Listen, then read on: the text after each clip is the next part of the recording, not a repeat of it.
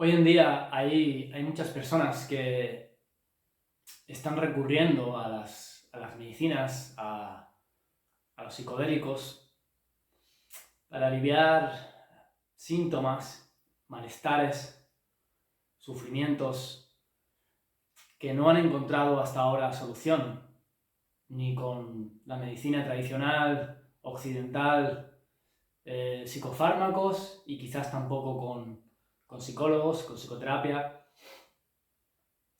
Entonces ya hay un montón de sitios web, chats, donde uno puede ver efectivamente que la gente está experimentando con estos psicodélicos. Y dentro de esta corriente hay una corriente de microdosis, hay una corriente donde las personas están consumiendo estos psicodélicos o estas plantas en pequeñas dosis, suficientes como para sentir un efecto, pero en dosis mucho más bajas de lo que se tomaría un psicodélico cuando cambia tu percepción de la realidad. Al final se trata de incorporar estos psicodélicos a tu vida diaria para obtener resultados concretos y consistentes. Por eso yo ahora me dedico y estoy muy enfocado en el tema de las microdosis, debido a que considero que a las personas les permite llevar procesos donde hay resultados mucho más consistentes y donde hay mejoras diarias, concretas en sus vidas, sus relaciones de pareja, en sus relaciones con sus hijos, en el trabajo. Los psicodélicos también se han usado para volar, ¿no? Para tener grandes experiencias, grandes informaciones, pero en realidad eso no es lo que buscamos cuando queremos hacer un proceso de cambio profundo y queremos sanar esas heridas que arrastramos. Cualquier herida que queramos sanar, un trauma, una falta de autoestima, una falta de reconocimiento, una falta de valor o una falta de amor, requiere de un proceso y de un compromiso con uno mismo y un compromiso en el tiempo. Por eso uno puede tener la sensación con una gran experiencia, por ejemplo con ayahuasca, que ya ha sanado muchas cosas, pero realmente cuando termina el efecto de la planta, en el día a día es donde empieza realmente el trabajo para integrarlo.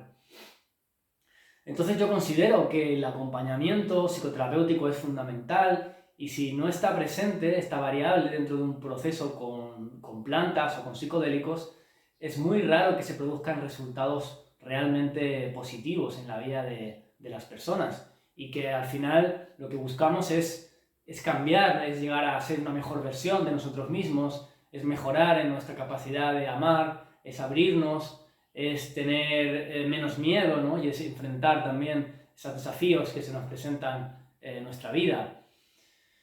Os voy a hablar un poco del modelo de acompañamiento que yo hago. Lo llevo trabajando ya varios años y es un modelo que para mí es muy, muy potente. Está basado en evidencias científicas. Es un modelo que se llama psicoterapia de aceptación y compromiso. Y bueno, fue de alguna manera elaborado más que descubierto, porque realmente no hay nada que se descubra, ¿no? Esto forma parte de toda la filosofía oriental, el mindfulness, pero ha habido como una especie de adaptación a lo que es la psicología académica, también con la psicología cognitivo-conductual, y de esta función surge la terapia de aceptación y compromiso. La terapia de aceptación y compromiso no busca paliar un síntoma, como a veces busca la psicología o la psicofarmacología, sino que lo que intenta es desarrollar cualidades internas que nos permitan enfrentar desafíos y dificultades en la vida. Sobre todo lo hace a través de herramientas y de técnicas que están muy basadas en la meditación budista o mindfulness, que es un poco la adaptación occidental. Entonces os voy a hablaros de cómo puede beneficiar un proceso de aceptación y compromiso dentro de lo que es el consumo de microdosis o incluso también de macrodosis. Para ambos puede servir muchísimo, ¿no? Porque ¿qué ocurre? nosotros generalmente cuando tomamos un psicodélico, cuando tomamos una planta maestra, nuestro nivel de conciencia se amplía, tenemos una mayor capacidad de percibir aquello que normalmente no percibimos. Entonces percibimos nuestro cuerpo con una mayor intensidad, nuestras emociones con una mayor intensidad. Se podría decir que el ser humano promedio se encuentra bastante dormido, bastante sumido en una especie de trance hipnótico donde no llega a percibir completamente sus pensamientos, su experiencia, ¿no? Es una experiencia, digamos, que está bastante atenuada. La luz de esa experiencia está bastante apagada. Entonces, cuando tomamos un psicodélico, esta luz aparece en nosotros, la reconocemos, y gracias a esa luz podemos percibir aquello que normalmente no percibimos. Entonces nos damos cuenta, tenemos insights, ¿no? Y lo estoy explicando de una manera, digamos, cualitativa. También podría entrar a hablar de la parte, digamos, más neurológica o de la parte bioquímica, pero hoy no voy a hablar de eso. Hoy voy a hablar más de la parte más experiencial, ¿no? Más fenomenológica del fenómeno de la experiencia con psicodélicos. Entonces lo que ocurre es que gracias a esa ceremonia, gracias a esas tomas, pues tomamos conciencia. Pues de repente, por ejemplo, puede ocurrir que yo me dé cuenta que en la vida estoy teniendo una posición de víctima, y eso se debe a que cuando era niño, pues en algún momento me sentí como abusado, por ejemplo, y entonces voy arrastrando, ¿no?, esa posición de víctima. Es bastante frecuente esto, como otras posibilidades. Lo que ocurre es que cuando se terminan los efectos, generalmente la persona se queda con una experiencia muy bonita, y indudablemente también es algo valioso y es algo que sirve, porque al final es como una huella y es también como un horizonte. O sea, acabas de percibir la realidad como realmente deberíamos de percibir nuestra realidad. Porque yo no considero que las plantas nos expandan la conciencia. Yo considero que volvemos al estado original, al estado natural, como cuando éramos niños y teníamos todas estas percepciones mucho más intensas de la vida, ¿no? El aire, las flores, los colores, había una intensidad y una cualidad mucho más luminosa que luego vamos perdiendo con los años y con estos hábitos, malos hábitos mentales, que es lo que vamos a hablar ahora. Entonces, en el día a día, cuando vuelves a tu realidad, ¿qué ocurre?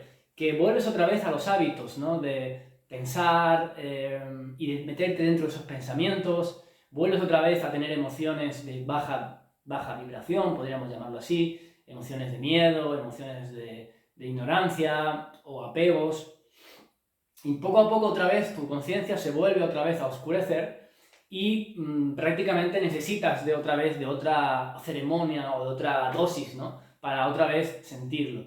Y es algo que puede ocasionar incluso un problema, ¿no? No me atrevería a decir adicción, porque al final los psicodélicos no producen una adicción como tal, porque no existe una dependencia, pero lo que sí existe es una persona que recurra una y otra vez a estas tomas sin hacer realmente un cambio en su vida. Y eso yo lo he observado a lo largo de mi trayectoria, ¿no?, como psicoterapeuta. Entonces la propuesta que yo hago, la propuesta que hago a aquellos que quieren avanzar en su camino, es combinar estas tomas con un proceso de psicoterapia, de aceptación y compromiso. La aceptación y compromiso se basa primero en un compromiso con mi vida, con mis valores, tomar responsabilidad de que yo soy el que puede cambiar mi vida, y después la aceptación hace referencia a que cuando nosotros empezamos a trabajar, a desarrollar la capacidad de observar nuestra mente, nuestro cuerpo, nuestras emociones con aceptación, se da un proceso muy, muy interesante, y es que dejamos de ser dominados por ello. Cuando hay una aceptación, ya no estamos dentro, digamos, de esa corriente, de ese aire, ¿no?, que muchas veces nos mueve de sitio, con emociones que no queremos tener, o pensamientos, incluso pensamientos negativos. Cuando podemos observarlos con aceptación, sin juicio, se transforman. Entonces pasamos a tener mucho más poder y tenemos mucho más control sobre nuestra experiencia. Pero esto es algo que tiene que ser trabajado diariamente. Y esto es lo que hacemos en el acompañamiento.